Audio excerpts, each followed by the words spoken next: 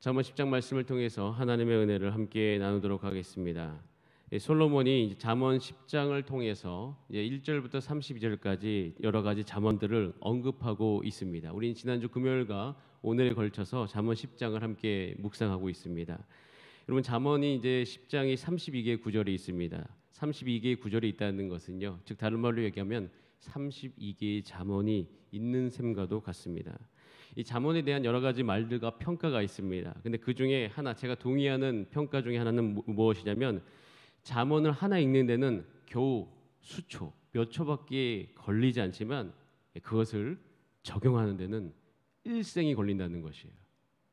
이 잠언을 읽으면 읽을수록, 묵상하면 묵상할수록, 또 깨달은 바를 또 나의 삶 가운데 삶의 자리에서 적용하며 할수록 이것이 쉽진 않다. 그러나 여러분, 그 적용을 포기하지 않으시는 여러분 되시기를 간절히 바랍니다. 그래서 잠언을 묵상하는 데 있어서 이것이 시간이 오래 걸리기 때문에 굉장히 중요한 것이 한 가지가 있습니다. 그것은 무엇이냐면, 여러분, 잠언 말씀을 쭉 읽노라면 한 가지를 알게 됩니다. 그것이 무엇이냐면, 이 잠언의 가치는 이 세상의 그 어떠한 보화보다, 그 어떠한 진주보다, 그 어떠한 다이아몬드보다 훨씬 더 가치가 있다는 것이에요. 그것을 알도록 계속 이 성경 말씀은 우리의 마음이 하나님의 지혜에 가도록 우리를 인도하고 있는 것을 볼 수가 있습니다. 그러니까 잠언 말씀이 귀한 줄 아는 것이 잠언 묵상의 시작에 정말 중요한 부분이라고 저는 깨달아집니다. 왜냐하면 이 적용이 길기 때문이에요. 적용이 하루아침에 패스트푸드를 먹는 것처럼 뚝딱하면서 이루어지지 않는 것이기 때문에 이 잠언의 적용 시간이 많이 걸리기 때문에, 또한 이 걸려서 얻어지는 그 유익, 이 하나님의 지혜가 내 삶 가운데 실제가 돼서 얻어지는 유익은 사실 너무 크고 어마어마하고 갖고 싶기 때문에 이 잠언 말씀이 귀하다는 이 진리가 여러분 마음 안에서 계속적으로 살아 움직여서 작동되어지기를 간절히 바랍니다. 그래서 잠언을 읽고 있노라면 꼭 저는 때로는 잘 만들어진 홍보물을 읽는 것 같습니다. 브로셔라고 해가지고 어떤 학교 가려거나 어떤 제품 팔 때 이렇게 쫙 3면으로 이게 펼쳐가지고 이것이 얼마나 좋은 것인지를 설명하지 않습니까? 그런 거 읽는 것 같다는 느낌을 받을 때가 있어요. 그 브로셔의 제목은 이거예요. 인생을 투자하라. 그러면 얻을 것이다라는 것이에요. 특별히 잠언 4장을 제가 이제 묵상했을 때 저에게 굉장히 주는 그 충격이, 그러니까 임팩트라고 하죠. 충격이 나쁜 충격이 아니라 굉장한 그 은혜가 있었는데, 그것이 무엇이냐면 하나님께서 저에게 이렇게 외치시는 거예요. 자, 봐라. 이게 얼마나 유익한지. 너의 시간을 투자할 만하지 않냐. 그럼 이 세상에 나가 많은 사람들이 외칩니다. 결국 우리의 시간과 노력을 투자하라고 합니다. 근데 그것을 다 어디에다가 쏟으라고 이야기합니까? 돈을 버는데 쏟으라고 이야기합니다. 근데 그것은 다 두고 갈 것이고, 또 그것 쫓아봤자 얻어진 행복이 사실 그렇게 크지 않다는 것. 필요는 하되 그것이 궁극적인 종착지가 아니라는 것은 우리 너무나도 쉽게 아는 사실입니다. 근데 이 성경을 읽고 있노라면, 야, 여기도 한번 시간을 투자해봐. 여기 너희 인생을 한번 쏟아봐. 너가 얻어진 유익이 어마어마하다는 것이에요. 여러분, 이 마음이 계속 작동되어지는 것이, 이 마음이 우리 삶 가운데 성령의 은혜로 유지되어지는 것이 잠언이 여러분 삶 가운데 실제가 되는데 굉장히 중요한 요소임을 아시는 여러분 되시기 바랍니다. 그래서 우리 마음이 이 잠언 말씀을 읽을 때마다 하나님이 잠언의 유익이 내 것이 되게 하여 주시옵소서. 이것이 오늘은 내가 실패했다 할지라도 내일은 다시 도전하게 하여 주시옵소서. 새벽마다 이 지혜를 내가 사모하게 하여 주시옵소서. 그래서 솔로몬, 다 가져본 솔로몬이 그렇게 하나님 앞에 기도했을 때, 하나님 너 뭐 줄까 했을 때 지혜 달라고 하는 것은 정말 어떻게 보면 굉장히 탁월한 선택이었던 것이죠. 우리도 그래야 됩니다. 날마다 새벽마다 내가 뭐 줄까? 지혜 주시옵소서. 지혜를 주셔서 내가 온전해지게 하여 주시옵소서. 우리 그런 어떤 의미에서 우리 잠언 4장 22절, 23절 말씀을 한번 크게 읽어보고 10장 말씀으로 한번 다시 들어가도록 하겠습니다. 시작. 그것은 얻는 자에게 생명이 되며 그의 온 육체의 건강이 됨이니라. 모든 지킬 만한 것 중에 더욱 내 마음을 지켜라. 생명의 근원이 이에서 남이니라. 쭉 읽고 있는데 정말 하나님 이거 갖고 싶습니다. 어떻게 하면 될까요? 네 마음을 지켜라. 네 입을 지켜라. 네 눈을 지켜라. 네 입술을 지켜라. 너의 발을 지키라. 여러분 10장은요, 그러니까 10장에 나오는 잠언들의 특징이 대꾸법을 형식을 취하고 있습니다. 즉 양길로 나눠진다는 거예요. 그래서 1절 우리가 금요일 날 묵상했던 1절만 봐도 이렇게 되어 있습니다. 지혜로운 아들, 미련한 아들. 그럼 쭉 읽어보시면 이것이 그 안에 숨어 있지만 양 갈래로 흩어지는 것을 볼 수 있어요. 지혜로운 자, 지혜가 있는 자, 의인, 악인. 이렇게 해서 의인의 길이 있고 악인의 길이 있고 지혜로운 길이 있고 미련한 길이 있음을 이야기하고 있습니다. 그래서 이 잠언을 읽으면 딱 양갈래의 길이 있어요. 우리 삶에 사는 방법이. 여러분이 살아가는 삶의 방법도 양갈래가 있습니다. 그 길 중에서 우리는 오늘 어떠한 선택을 하면서 살아갈 것인가. 여러분 입도요, 양갈래의 길이 있어요. 지혜로운 입이 있고 미련한 입이 있습니다. 눈도 마찬가지예요. 지혜로운 눈이 있고요, 미련한 눈이 있습니다. 우리의 감정조차도 그래요. 이런 것들을 계속 보여주면서 우리가 어떤 길로 갈 것인 것을 우리는 이 말씀을 묵상하면 묵상할수록 우리는 깨닫게 되어지는 것입니다. 여러분의 삶의 선택이 오늘 이 순간에 의인의 길로 가는 선택이 되어지기를 원합니다.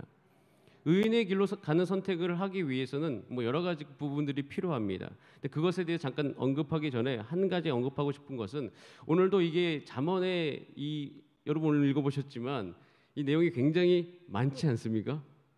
한 절 한 절씩 읽고 읽느라면 이것을 정말 언제 어떻게 다뤄야 될지, 그리고 또 한 가지 더 놀라운 사실은 이 잠언 말씀은요 정말 무궁무진하게 바뀌어갈 수 있어요. 어떻게 왜 그러냐면 어떤 한 사람의 인격에 적용되어졌을 때 나오는 형태가 너무나도 다르다는 것이에요. 이 말씀이 한 말씀이 여러 각자의 삶 가운데 적용되어질 때 누구에게 적용되어지냐에 따라서 형태가 완전 달라요. 그렇기 때문에 이것을 어떤 하나의 것으로 다 응축해서 다 설명하기는 쉽지는 않습니다. 그래서 오늘 읽었던 것 안에서 저에게 개인적으로 와닿았던 것 중에 하나는 무엇이냐면, 하나를 설명하자면 그것은 입술에 대한 것이에요. 입에 대한 것입니다. 금요일 날 읽었던 말씀 중에서 인상적이었던 것은 무엇이냐면, 지혜로운 사람은요 하나님의 복으로 샤워를 한 것 같다라는 표현이 있습니다. 그러니까 하나님의 복으로 샤워를 했다는 것은, 여러분 샤워할 때 어떻게 샤워합니까? 물이 내 온 몸으로 떨어져서 내 몸이 다 물 안에 있지 않습니까? 그거와 똑같은 표현인 것일 거예요. 그러니까 하나님의 지혜가 있는 사람, 특별히 입술에 지혜가 있는 사람도 그 하나님의 복으로 샤워를 한 것과도 같은 것이잖아요. 그게 어떤 느낌일까? 행복한 느낌. 어떻게 이렇게 표현할 수밖에, 어떻게 표현할까? 이런 어떤 궁금증이 있고 그것에 대한 갈망이 있습니다. 그러던 가운데 전 제 입술에 대해 생각해 보게 되었습니다. 사람이 참 말을 많이 하면 살지 않습니까? 제가 어머니께 들었던 말 중에서 한 가지가 아주 제 안에 작동되어진 말이 있습니다. 쓸데없는 말 하지 마라. 저희 집엔 대화가 없습니다. 늘 쓸데있는 대화만 해요. 예, 쓸데없는 대화를 하지 않습니다. 근데 이게 좋은 것도 있고 나쁜 것도 있어요. 왜냐하면 쓸데없는 말은 사실은 다양하게 우리가 해석할 수 있지 않습니까? 이런 말 너무 많이 들었어요. 그러면서 저도 이제 이렇게 농담이라든가 이런 부분들은 하지 말라는 것인데, 그리고 이루지도 못할 말 계속 허풍 떨면서 이야기하지 마라. 이런 이야기들인 것 같습니다. 물론 이제 이런 이야기를 많이 들으면서 살았기 때문에 입술에 대한 부분들이 많이 좀 예전부터 묵상이 되어졌어요. 전 예전에 쓸데있는 말이 어떤 말이라고 생각했냐면 그냥 유용한 말이었습니다. 가령 예를 들어서 어떤 일을 이루는 데 있어서 그걸 실제화시킨 유용한 말, 겉으로 보일 때 어떤 일을 처리하는 이런 말인 줄 알았어요. 그런데 제가 이제 사람들과 관계를 하게 되어지고 또 훈련을 받게 되어지고, 특별히 제가 DTS 공동체 생활 많이 하면서 한 가지 새로운 차원의 말을 깨닫게 되었습니다. 그것은 무엇이냐면 말이 이 마음을 조각한다는 것이에요. 내가 한 말이, 남에게 듣는 말이 내 마음을 형성한다는 것을 알게 되었습니다. 그러니까 말의 실제 중에 하나가 무엇이냐면 우리 마음에 영향을 미치는 부분이 있다 없다? 너무나 많다. 엄청나다라는 것을 알게 되었던 거죠. 그러면서 한 가지 간절히 소망하는 거, 아직도 소망하고 있는 것이 무엇이냐면 입술의 그 말의 생명력인 것이에요. 내가 말을 하면서 생명이 생겨가는 거죠. 근데 그 생명이 생겨가는 것의 근원지 중에 하나가 어디냐면 그것은 마음이라는 거예요. 여러분의 마음, 여러분과 늘 같이 있는 가족의 마음이라는 것이에요. 내 입술이 누군가의 어떤 것을 조각할 수 있다는 거예요. 아름답게 만들 수도 있고 그걸 쪼갤 수도 있다는 것이에요. 그것에 대한 것을 잠언은 이야기합니다. 제가 한 말이 저의 아내의 마음을 형성시키는데 굉장히 중요한 요소다라는 것을 알게 해줍니다. 나의 말이 우리 자녀의 마음의 형성에 굉장히 중요한 요소임을 이야기합니다. 이것을 제가 이제 알면 알수록 생각이 달라지는 거죠. 처음에는 말을 하지 못했습니다. 왜? 어떤 말을 어떻게 될지 몰라서. 말에 대한 지적을 참 많이 받았습니다. 그 말은 내 마음을 상하게. 도대체 무슨 말을 하라는 거야? 이런 이야기들. 그래서 저는 예전에 제 성격대로 했었죠. 어떻게 했냐면 제 했던 말을 다 녹음하고 막 써보고, 그러니까 물론 그 훈련 중에 하나였어요. 근데 제주도에서 받았던 그 FCM이라는 세컨 스쿨이 그런 것에 대한 내가 쓰는 언어 이것에 대한 부분이었습니다. 그런데 한 가지 놀라운 것, 제가 아까 말씀드렸듯이 지혜로운 길이 있고 미련한 길이 있지 않습니까?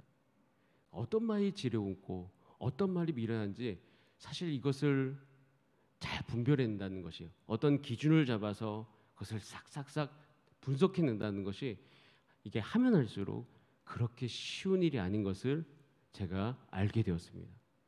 그런데 하다 보니 한 가지의 딱 결론에 이르렀어요. 그게 뭐냐면 하나님을 인식하고 하는 말과 하나님을 인식하지 않고 하는 말이라는 겁니다. 이 딱 양갈래로 나눠지더라고요. 하나님을 생각하고 하는 말이 있고요. 하나님과 전혀 상관없이 내 육이 원하는 대로, 내 감각이 느끼는 대로 이야기하는 말이 있더라고요. 그리고 대부분 제 경우에는 그런 경우, 하나님을 생각하지 않고 하는 말의 경우가 다 미련한 말이었습니다. 남을 해치는 말, 아내의 마음을 상하게 하는 말이었어요. 그러면서 이 잠언에서 이야기하는 근본적인 한 가지 원리, 지혜의 근원이 뭐다? 여호와를 경외하는 것이다. 지혜로운 눈은 어떻게 됩니까? 하나님을 생각하면서 보는 것, 이것은 지혜로운 눈이 될 수 있습니다. 근데 하나님을 생각하지 않고 보는 것들은 미련할 수가 있는 거예요. 그것을 제가 이제 제 말을 나누다 보면서 알게 되면서 내가 하루하루 삶에 있어서 내 가정에 들어가서든 아니면 내가 어떠한 일을 하든 간에 하나님을 생각하는 말, 나의 어떤 즐거움이나 이런 걸 뛰어넘은 하나님을 생각하는 말을 할 때 이것이 생명력을 가질 수 있구나라는 것을 경험하게 되었다는 것입니다. 여러분, 미련한 길이 있고 지혜로운 길이 있습니다. 그것이 사람마다 적용점이 다 다릅니다. 그래서 한 상황을 듣다 보면 한 가지의 언어라도 그 언어가 그 순간에는 지혜로울 수 있고 그 순간은 미련할 수 있어요. 그러나 한 가지는 분명합니다. 여러분들이 하나님을 경외하는 마음으로 했던 그 말들은 지혜로 가는 길이다라는 사실입니다. 그래서 의인의 머리, 의인의 삶 가운데서는 하나님께로부터 오는 지혜가 임하는 것이에요. 여러분, 하나님을 생각하면요, 지혜의 가장 중요한 3단계, 묻고 듣고 순종하는 그 모든 것이 전 여러분 삶 가운데 힘들지만, 때로는 그것이 어려울 수 있지만 꾸준히 해나갈 때 적용되어져 갈 수 있을 줄 믿습니다. 그렇게 되어지면 우리의 하루하루 삶이 달라지는 것이죠. 또 그렇게 묻다 보면 내가 침묵해야 될 때, 말을 하지 말아야 될 때 이런 부분들이 잘 우리 가운데 짧게는 아닙니다. 빨리 그렇게 되지는 않습니다. 하지만 포기하지 않을 때 여러분의 삶 가운데 분명히 그것이 열매 맺게 될 줄 믿습니다. 그것을 기대하시기 바랍니다. 그것을 사모하시기 바랍니다. 새벽마다 또한 하나님께서 은혜를 주셔서 그것을 포기하지 않게 되어지는 은혜가 여러분의 삶 가운데, 또 이 말씀을 듣는 모든 분들의 삶 가운데 있게 되어지길 원합니다. 그렇게 되면요, 우리의 삶이 한 가지씩 변하게 되어지는 것이죠. 오늘 읽었던 본문 말씀에 보면 이렇게 되어 있습니다. 19절 말씀 한번 같이 읽어보겠습니다. 19절과 32절만 읽고 말씀 마무리하겠습니다. 19절 말씀 같이 한번 읽어보겠습니다. 죄송합니다. 20절입니다. 20절 시작. 의인의 혀는 수놓는가 같거니와 악인의 마음은 가치가 적으니라. 전 여기다가 하나님을 경외하며 하는 것은 혀는 순은과 같습니다. 자, 32절 말씀 같이 한번 읽어보겠습니다. 시작. 은혜의 입술은 기쁘게 할 것을 알거늘 악인의 입은 폐역을 말하느니라. 하나님께서 말씀하십니다. 누구든지 그리스도 예수 안에 있으면 새로운 피조물이라. 이전 것은 지나갔으니 보라 새 것이 되었도다. 오늘 이 순간은 여러분들의 삶이 지혜로 가는 그 시작의 순간이 될 줄 믿습니다. 이전 것은 지나갔으니 보라 새 것이 되었도다. 어떻게 하면? 예수 그리스도 안에 있으면, 하나님을 생각하면, 하나님을 생각하고 하는 모든 입술과 그 모든 것들은 여러분 새로운 것으로 우리 가운데 새롭게 태어날 수 있게 될 것입니다. 하루를 주신 것은 참 감사합니다. 오늘은 여러분의 육이 회복되는 날이 될 수 있고요, 여러분의 감정이 회복되는 날이 될 수 있고요, 여러분의 소망 없음이 소망으로 바뀌는 날이 될 수 있을 줄 믿습니다. 더 나아가서는 여러분의 혀가 어제는 누굴 죽였을 수 있지만 오늘은 하나님의 은혜로 살리게 되는 은혜가 있기를 원합니다. 그래서 여러분의 말이 우리 여러분 삶 가운데 잘 적용되어지고 풍성케 되는 은혜를 누리시기 바랍니다. 다 함께 기도하시겠습니다. 이 시간 기도하실 때 하나님께서 은혜를 주셔서 내 삶 가운데 잠언을 적용하게 하여 주시옵소서. 지혜를 사모하게 하여 주시옵소서. 이 마음이 나의 실패에도 불구하고 하나님을 생각하면서 늘 내 안에 유지되게 하여 주시옵소서. 우리 교회 성도님들 삶 가운데 지혜가 풍성케 하여 주시고 생명력이 나타나게 하여 주시옵소서. 우리 다 함께 주여 한번 부르신 다음에 합심으로 기도하시겠습니다. 주여.